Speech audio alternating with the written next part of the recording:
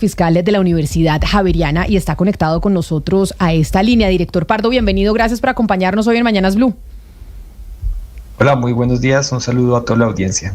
Director Pardo, la semana pasada, y yo creo que ya hace 2 semanas, fue muy comentado en diferentes medios de comunicación un informe que ustedes presentaron sobre el presupuesto para el próximo año, para el 2025, y cómo ese presupuesto para el 2025, que ya está gestionando el Ministerio de Hacienda, implica un recorte importante para diferentes carteras del Ejecutivo, bajando la inversión en programas sociales y demás de forma muy importante.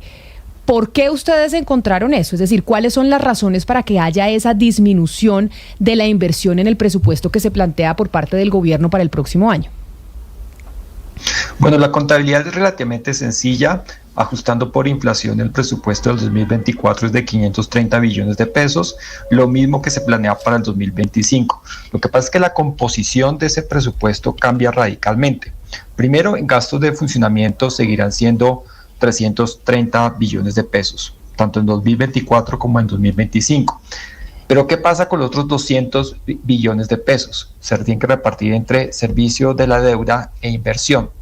El servicio de la deuda pasa de 100 a 130 billones de pesos y por ese motivo la inversión pública cae de 100 a 70 billones de pesos. Entonces lo que tenemos es que el servicio de la deuda está poniendo mucha presión sobre las finanzas públicas y aunque es tan difícil ajustar los gastos de funcionamiento, parece que el gobierno apunta a recortar los gastos de inversión. Una caída de 30 billones de pesos, una caída del 33%, una caída bastante significativa con las consecuencias que todo eso puede tener en la construcción de escuelas, hospitales, carreteras y en general la provisión de bienes y servicios públicos. Pero director, entonces esto que ustedes encontraron sobre esa disminución de la inversión por cuenta de lo que se tiene que destinar a la deuda pública, ¿será la razón por la cual incluso la semana pasada se anunció por parte también del Ministerio de Hacienda de hacer una reforma para poder relajar un poco la regla fiscal? ¿Qué implica eso? Precisamente que la regla fiscal lo que nos dice es no podemos gastar más de lo que nos está ingresando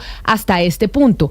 ¿Eso que usted nos está explicando será la razón por la cual tomaron esa decisión desde el gobierno nacional de tener esa intención de relajar la regla fiscal? Es difícil de saber, pero ciertamente lo que miramos es que cuando no hay plata, hay 3 alternativas. O uno aumenta los ingresos, o reduce los gastos, o busca mayor endeudamiento. Claramente no hay tiempo ni capital político para hacer una reforma tributaria.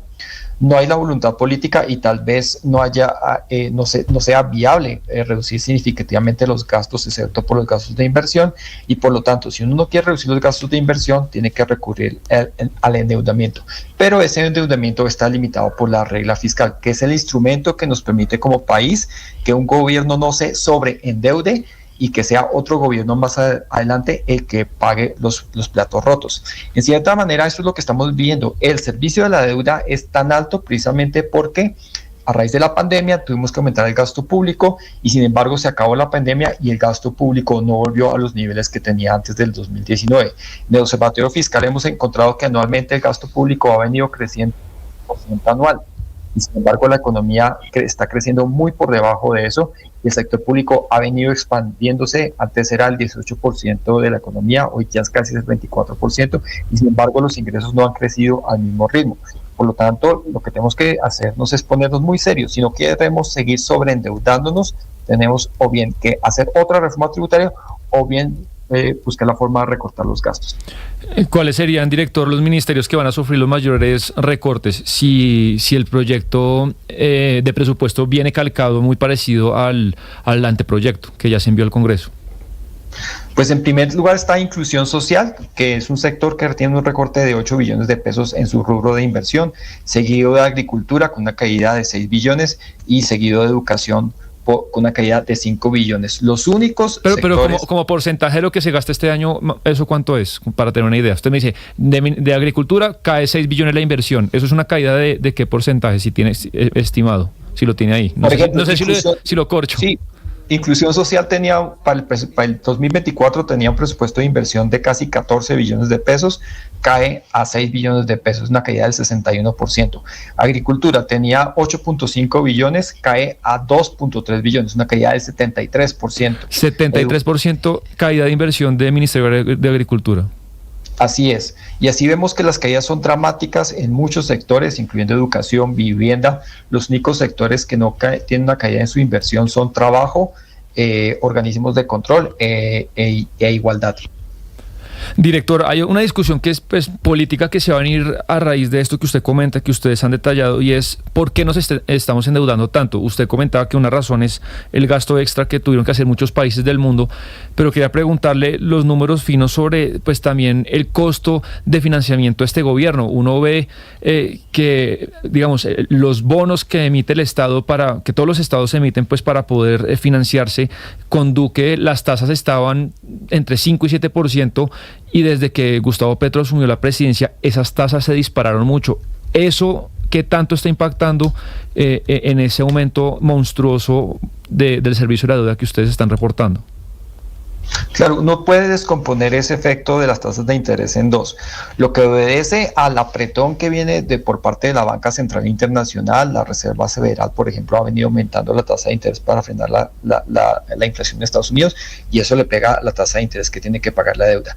Pero adicionalmente está ese costo adicional de la deuda por el riesgo país, el llamado spread, que también ha venido aumentándose, y creo que ese aumento del spread, que hoy incluso supera el de Brasil, da señales de que los inversionistas internacionales no ven que el manejo de las finanzas públicas en Colombia sea lo suficientemente serio, y para prestarnos solamente están dispuestos a hacerlo a una tasa de interés que está muy por encima incluso de lo que se le presta a países como Brasil. Entonces sí hay una preocupación muy grande respecto a que el país tiene que comenzar a dar señales muy serias de que se va a tomar el manejo de las finanzas públicas, no mediante un mayor endeudamiento, sino más sobre o bien un aumento de ingresos o bien un recorte de gastos, o una combinación de ambas, pero no podemos seguir endeudándonos como hemos venido haciendo en los últimos 5 años. El director de la DIAN, Luis Carlos Reyes, que además entiendo, director Pardo, tenía su cargo antes de irse para el gobierno nacional, era el director precisamente del Observatorio Fiscal de la Universidad Javeriana, ¿cierto? Así es. Exacto, el director de la DIAN, Luis Carlos Reyes, que se ha vuelto tan popular por este mecanismo de hacer a través de TikToks, tema de pedagogía de la DIAN, ha dicho que para poder tener mayor ingreso en la nación, para poder tener dinero y poder invertir, se van a garantizar una serie de triunfos en los pleitos que tiene el Estado colombiano, y asimismo facilitar también los pleitos de la DIAN para deudores de impuestos. Eso ha generado una tensión un poco con el ministro de Hacienda, porque se le dice al director de la DIAN que por qué se comprometió con eso cuando eso no es tan fácil, cuando no es tan fácil que podamos contar con ese dinero. Ustedes desde el Observatorio Fiscal de la Universidad Javeriana, ¿cómo ven esa disputa? Es decir, lo que dice el director de la DIAN, Luis Carlos Reyes, quien era su colega, ¿sí es fácil de hacer? ¿Sí vamos a poder tener dinero a través de esos pleitos que va a ganar la nación? Mira, desde el Observatorio Fiscal de la Javeriana no queremos hacer asignación de responsabilidades entre la DIAN y el Ministerio de Hacienda, pero sí queremos llamar la atención sobre la responsabilidad que tiene el Ejecutivo, que se hace unos pronósticos de ingresos en su marco fiscal de mediano plazo. Esos ingresos tienen que tener un sustento al menos legal, y el mecanismo de arbitraje de litigios no tiene ningún sustento legal. Es apenas un proyecto de ley que ya ni siquiera tiene mensaje de urgencia.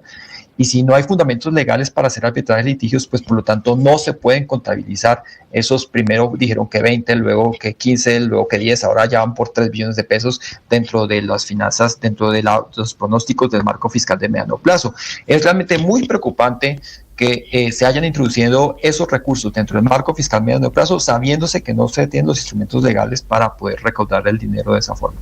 Pero entonces, director Pardo, yo sé que usted no quiere adjudicar responsabilidades personales ni al Ministerio de Hacienda ni a la DIAN, pero es el doctor Reyes, director de la DIAN, el que dijo que íbamos a contar con esos dineros, precisamente, que se iba a contar con esos dineros de los litigios de la nación para el marco fiscal de mediano plazo, para poder tener ingresos y pues tener caja dentro del Ejecutivo. Usted lo que nos está queriendo decir es que desde el Observatorio Fiscal, que es una paradoja que el doctor Reyes estuviera en ese cargo en el pasado antes de estar en el gobierno nacional, pues que el doctor Reyes fue un poco irresponsable al decir eso.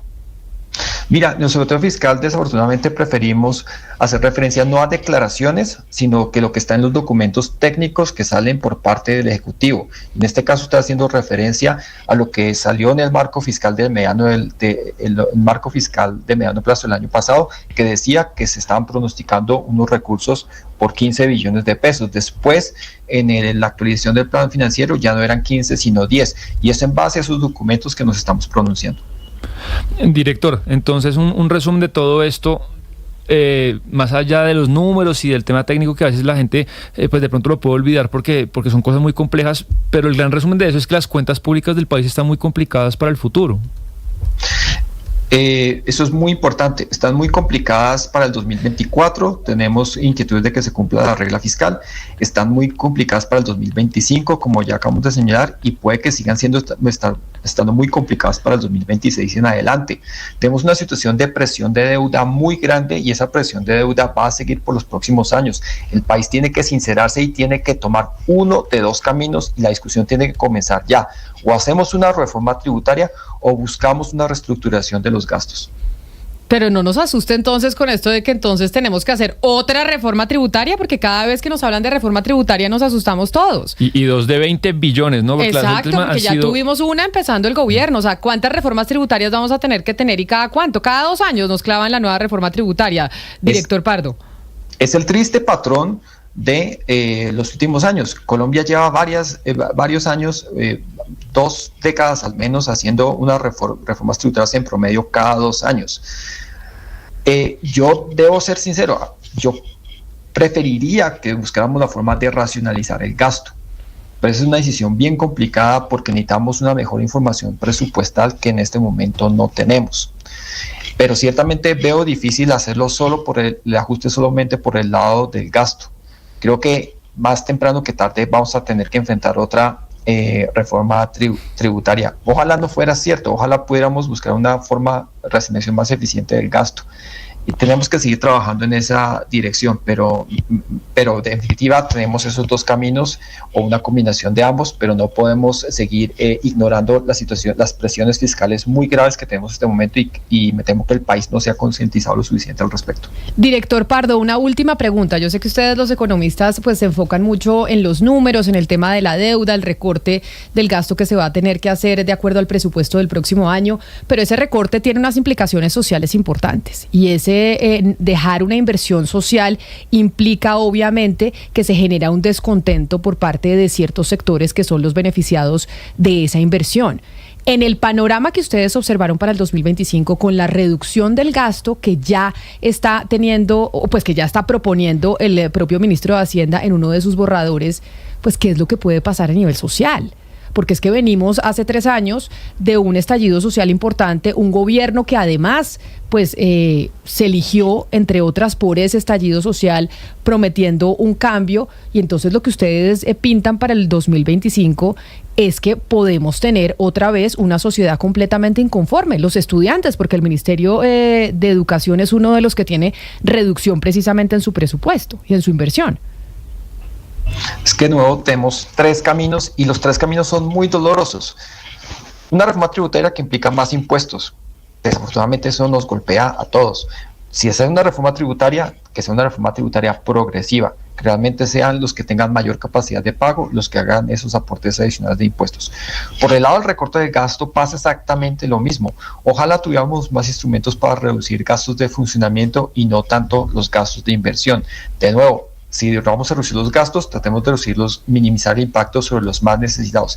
Pero el último camino, que es mayor endeudamiento, es solamente aplazar el problema. Y en la medida que aplazamos el problema, lo que hacemos es que más temprano que tarde tenemos tenemos que hacer un ajuste aún más grande, bien sea por el lado de los ingresos o bien por el lado de los gastos, y aún mucho más dolorosos. Lo importante es que hagamos el ajuste desde ya para que en el futuro ese ajuste no sea tan doloroso y no nos ponga en una situación financiera muy complicada. Pues director Oliver Pardo, director del Observatorio Fiscal de la Universidad Javeriana, qué placer haber hablado con usted. Muchas gracias por habernos atendido y por explicarnos pues este informe que ustedes sacaron, lo que implica en términos de recursos y de presupuestos para la nación el próximo año. Un saludo muy especial.